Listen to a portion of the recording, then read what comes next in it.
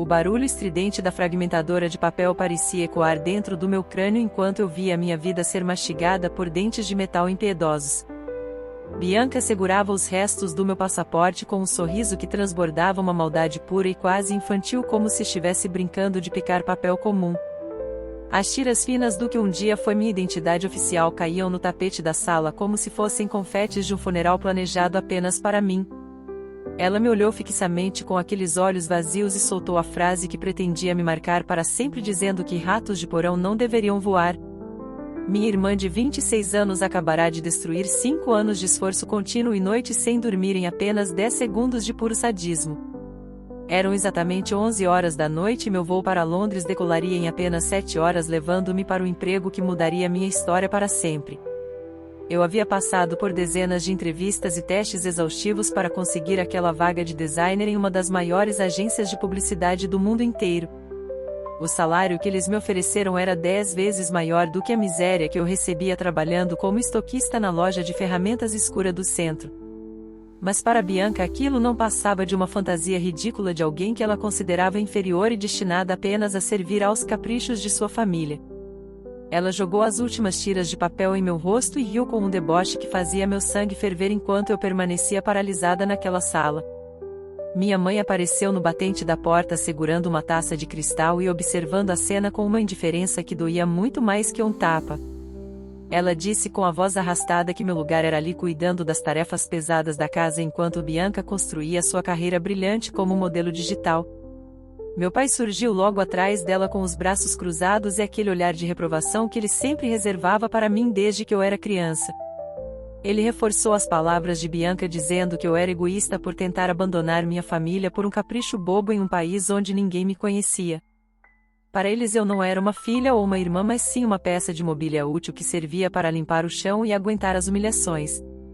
Bianca continuava a se vangloriar da sua marca nas redes sociais, que na verdade era sustentada apenas pelo dinheiro que nossos pais tiravam das economias deles. Ela nunca havia trabalhado um dia sequer na vida e passava as tardes retocando fotos de biquíni enquanto eu carregava caixas pesadas para pagar minhas contas. Meus pais acreditavam piamente que ela seria uma estrela internacional e que eu era apenas o fardo necessário para manter a engrenagem da casa funcionando bem.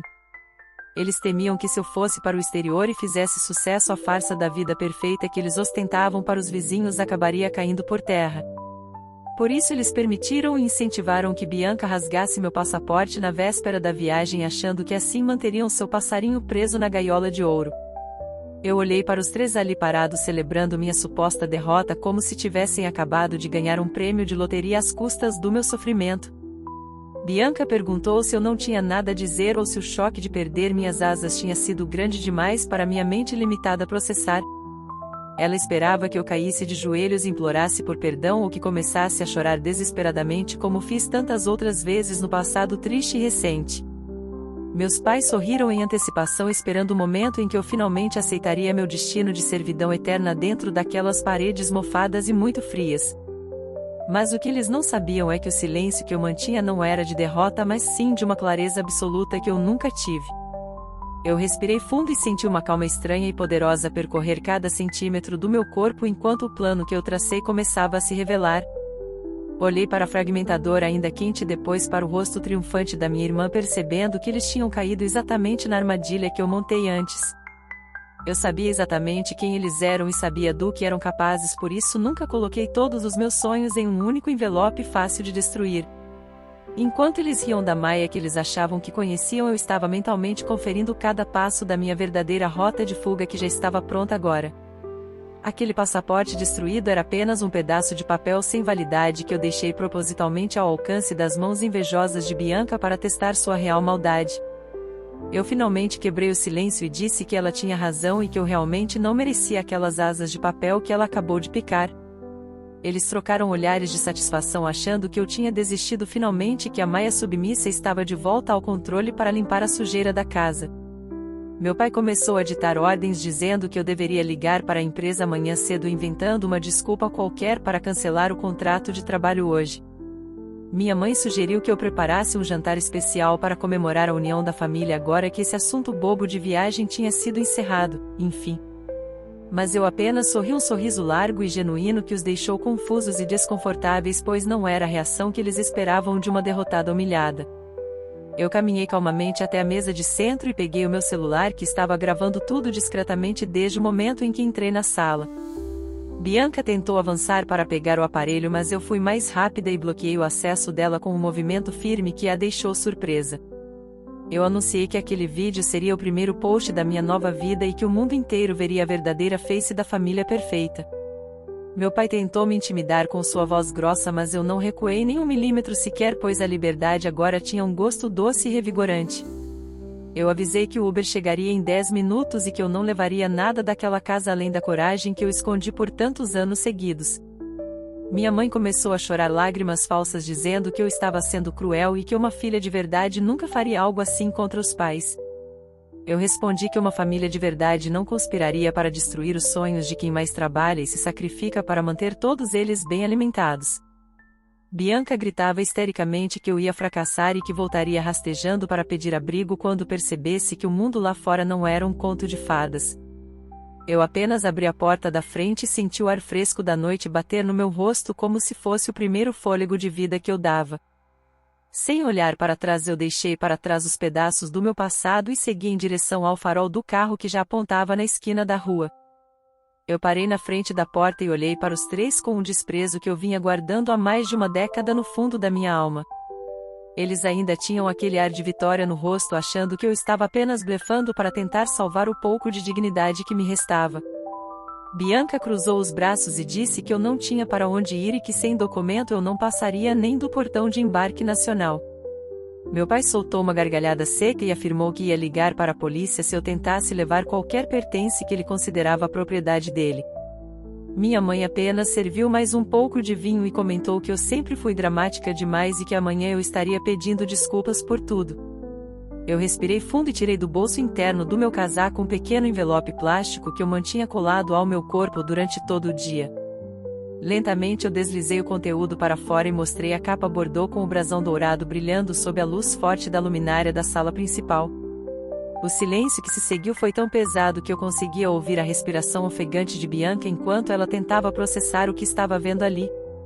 Eu expliquei que enquanto eles gastavam o dinheiro da hipoteca em roupas de grife para Bianca, eu estava pesquisando a árvore genealógica do nosso avô. Descobri que eu tinha direito à cidadania italiana e passei os últimos 3 anos reunindo documentos e economizando cada centavo para pagar as taxas do consulado. Aquele passaporte que Bianca destruiu na fragmentadora era o meu documento brasileiro antigo que eu deixei estrategicamente na gaveta de cima para ser encontrado. Eu sabia que a inveja dela não a deixaria dormir enquanto não visse meus planos de viagem reduzidos a pó de papel dentro daquela máquina barulhenta. O documento que eu segurava agora era o meu passaporte europeu novinho em folha e com todos os carimbos de trabalho que eu precisava para começar minha vida. Bianca avançou como uma fera enjaulada tentando arrancar o livreto das minhas mãos, mas eu a empurrei com uma força que ela nunca imaginou que eu tivesse. Eu disse para ela se afastar e que cada toque dela agora seria registrado como agressão física diante da câmera de segurança que eles mesmos instalaram. Eles ficaram paralisados quando apontei para a pequena lente no canto do teto que meu pai instalou para me vigiar e garantir que eu não saísse à noite. Eu revelei que invadi o sistema de segurança da casa meses atrás e que toda a cena da destruição do passaporte estava sendo transmitida para a nuvem.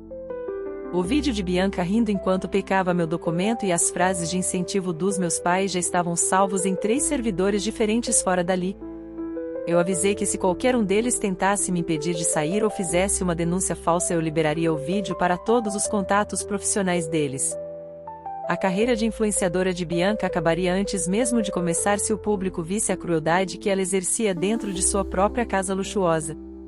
Meu pai tentou mudar de tática e começou a falar sobre gratidão e sobre tudo que eles investiram na minha educação e na minha criação desde pequena.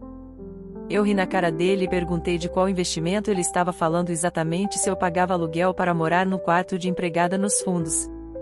Mostrei as planilhas que eu tinha no meu celular detalhando cada centavo que eles tiraram de mim para cobrir os rombos financeiros que Bianca causava sempre. Eu sabia que a empresa de consultoria do meu pai estava quebrada e que eles estavam sobrevivendo de aparências e de empréstimos bancários que nunca seriam pagos. Eles não me queriam por perto por amor ou por cuidado, mas sim porque eu era a única fonte de renda estável e o único par de mãos que trabalhava. Minha mãe tentou se aproximar com os olhos marejados dizendo que o que eu estava fazendo era uma traição terrível contra o sangue da minha própria família. Eu respondi que a traição começou quando eles permitiram que Bianca sabotasse minha bolsa de estudos na Faculdade de Artes anos atrás por puro ciúme doente. Lembrei ela de todas as vezes que eu chorei no escuro enquanto eles compravam carros novos para a filha de ouro e me davam as sobras de comida. A Maia que aceitava migalhas morreu no momento em que a agência de Londres me enviou a confirmação da passagem aérea e do contrato de trabalho assinado. Eu não era mais a garota assustada que precisava da aprovação de pessoas que só sabiam sugar minha energia e meu dinheiro para sustentar mentiras. Bianca começou a gritar que a internet não acreditaria em mim e que ela tinha milhares de seguidores que a defenderiam de qualquer acusação que eu fizesse. Eu olhei para ela com pena e disse que seguidores comprados com robôs não servem para nada quando a verdade nua e crua é exposta em alta definição.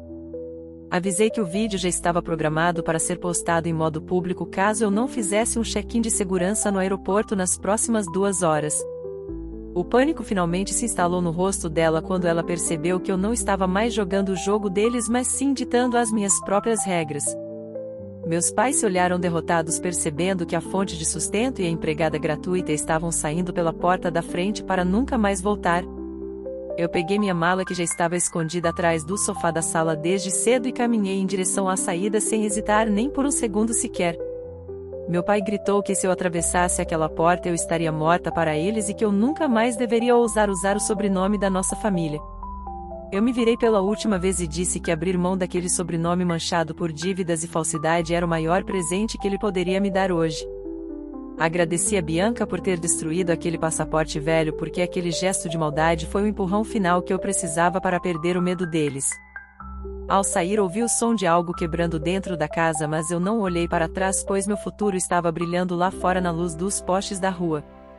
O carro do aplicativo parou exatamente na minha frente e o motorista desceu para me ajudar com a mala enquanto eu respirava o ar puro da minha liberdade. Eu entrei no veículo e vi pelo vidro traseiro as 3 figuras paradas na varanda observando o meu rastro de fumaça desaparecer na escuridão da madrugada fria.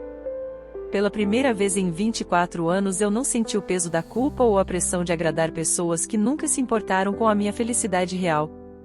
Eu abri meu novo passaporte e beijei a página com a minha foto sentindo que agora eu finalmente tinha um nome e um destino que pertenciam apenas a mim. O caminho até o aeroporto parecia uma estrada feita de estrelas e cada quilômetro percorrido era uma corrente que se quebrava para sempre do meu pescoço. O aeroporto parecia um santuário de metal e vidro enquanto eu caminhava em direção ao portão de embarque com o coração batendo forte no peito. Cada passo que eu dava no chão polido era como se eu estivesse deixando para trás uma pele velha e sofrida que não me servia mais para nada. O atendente da companhia aérea sorriu ao conferir meu passaporte europeu e me desejou uma excelente viagem como se soubesse que eu estava fugindo de um pesadelo. Eu me sentei na poltrona do avião e fechei os olhos sentindo a vibração dos motores que logo me levariam para longe daquela cidade que só me deu tristeza. Enquanto o avião ganhava altitude eu olhei pela janela e via as luzes lá embaixo se tornando pequenos pontos de luz que logo desapareceriam na imensidão das nuvens pretas. Eu não conseguia parar de pensar no rosto de Bianca quando ela percebeu que sua maldade tinha sido o combustível perfeito para minha decolagem definitiva e real. A primeira coisa que fiz ao pousar em solo italiano foi trocar meu chip de celular e enviar um e-mail para o departamento jurídico da minha nova empresa.